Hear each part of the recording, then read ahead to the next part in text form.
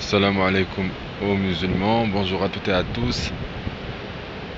Alors, on va parler ici dans cet audio, Inch'Allah, de l'attitude, de la bonne attitude à adopter pour un bon musulman, un croyant sincère, bi'idnillah. Donc sachez que Dieu, subhanahu, est avec les croyants sincères. Et il n'est jamais, il nous abandonne jamais. Comme si vous prenez un enfant par exemple et que vous le voyez donc dans vos bras et ensuite il s'éloigne un petit peu de vous vers un endroit inconnu mais où vous le voyez encore. Et là il entre complètement dans un état de panique. Puis quand il revient dans vos bras, il sourit, apaisé. C'est exactement ça la vie d'ici-bas. Je vous le garantis, c'est juste un moment, un passage que nous sommes en train de passer. Ici, on s'éloigne un peu et c'est vers Dieu que sera le retour. Parce que c'est notre vie. On vient de Dieu et on retourne à lui. Ce n'est qu'un passage et soyez sans crainte. On est entre ses mains. Donc fuir les problèmes n'est pas une solution. Oui, c'est essayer de camoufler la réalité, ce n'est pas une solution non plus. Il faut affronter la réalité telle qu'elle est, en plaçant toute sa confiance en Dieu et lui demander de nous indiquer le chemin. Une demande sincère et écouter sa réponse. Et bien sûr, ce qu'il faut savoir pour un bon musulman, un bon croyant sincère, c'est que ici nous ne sommes pas au paradis. Donc, automatiquement, nous sommes éprouvés, et ceci en permanence. Et surtout pour un croyant sincère, il est encore plus éprouvé que le simple mécréant qui ne croit pas, qui lui est déjà entre les mains de Shaitan. Donc ce qu'il faut se dire, c'est que ce qu'il faut faire plutôt, c'est qu'il faut vivre en dignité et en accord avec ce que l'on est. Parce que ce qu'il faut savoir, c'est qu'avant d'être algérien, marocain, belge, français, canadien, etc.,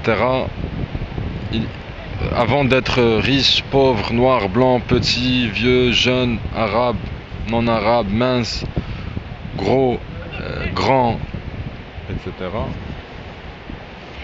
on est avant tout des musulmans. Un être musulman, croyant sincère. Et quand tu te dis au plus profond de toi-même que tu es musulman, toute ta vie change, toute ta vision des choses, du monde, de ta réalité change. Et toute ta vie prend un nouveau tournant parce que tu n'agis plus pour telle ou telle raison, mais simplement pour plaire à Dieu, en permanence. Et c'est ça l'objectif, c'est qu'il faut, pour atteindre ce bonheur que tant de personnes cherchent, eh ben, il faut plaire à Dieu. Et Allah nous garantit le bonheur ici-bas et là-haut. Donc, il faut... et lorsqu'on a comme objectif, justement, de plaire à Dieu, après, quelle que soit notre situation, notre positionnement, notre place, notre endroit sur cette terre, alors on n'oublie pas que c'est Dieu qui donne et c'est Dieu qui reprend. Alhamdulillah. Et quoi qu'il peut nous arriver, on se dit toujours Alhamdulillah, Alhamdulillah, et on garde le sourire. Parce que telle est la volonté de Allah. Subhanahu wa ta'ala. On place notre confiance en Dieu et on sait qu'il nous réserve mieux pour nous, même si ce n'est pas tous, même si on n'a pas tout ce qu'on veut tout de suite, La vie c'est comme ça. Mais on garde un espoir parce que on est avec Dieu. Et Dieu, quand il nous promet quelque chose, il tient sa promesse. Donc on place entièrement notre confiance en lui et on continue à avancer sur Terre, tel un voyageur qui chaque jour redécouvre chaque coin de son cœur, de sa conscience. Et puis voilà, comme on dit, et toujours avoir la bonne intention avec Dieu. Comme on dit, les actes ne valent que par leur intention.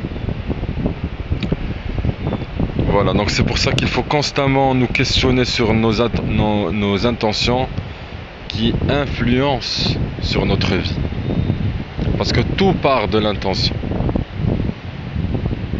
D'accord? Et c'est toujours celui qui a la bonne intention qui gagne. Malgré les difficultés, malgré tout ce qu'on peut imaginer. Voilà. Maintenant, toujours garder en tête et se dire qu'on est musulman, que l'islam c'est la vérité, que l'islam est parfait, que nous sommes imparfaits, qu'on fait des erreurs. Donc si je dis quelque chose qui ne va pas, ça vient de mon nefs, de mon ego, de mon ignorance. Et donc rejeter la faute sur moi. Et si je dis aussi pareil, si je fais quelque chose qui ne va pas, donc ça vient toujours de mon nefs. Et là, je fais une erreur, je l'avoue, et donc je me réforme intérieurement. Et tout part de l'intérieur, tout part de l'intention, tout part du cœur. Donc ça commence à partir de nous. Il faut, nous, d'abord changer notre comportement, nos mauvaises habitudes, en de meilleures habitudes, etc. Voilà. Donc Allah, ô Seigneur, c'est en toi que nous mettons notre confiance, et à toi nous revenons, et vers toi est le devenir. Seigneur, ne fais pas de nous un sujet de tentation pour ceux qui ont mécru, et pardonne. Nous, Seigneur, c'est toi le puissant, le sage.